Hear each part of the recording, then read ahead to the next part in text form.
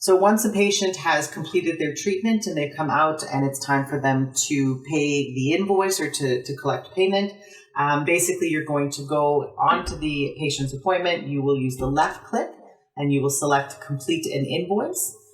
From here, you're able to review basically the service that you've got. You can make any changes. Perhaps it's a different service they did today, or we've added services or products for the patient that needs to be collected as well. If everything is good though, or you don't need to make those modifications, from here you would select checkout.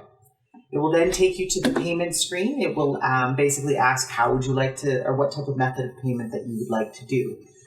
If the patient has an available credit online, perhaps they overpaid on the last treatment or they prepaid for a certain amount of treatments, you can select in the paid by, you can select credit.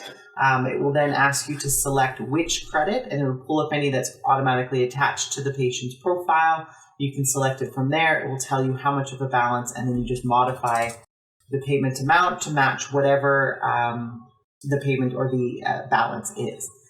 So from here, then you would just click apply payment.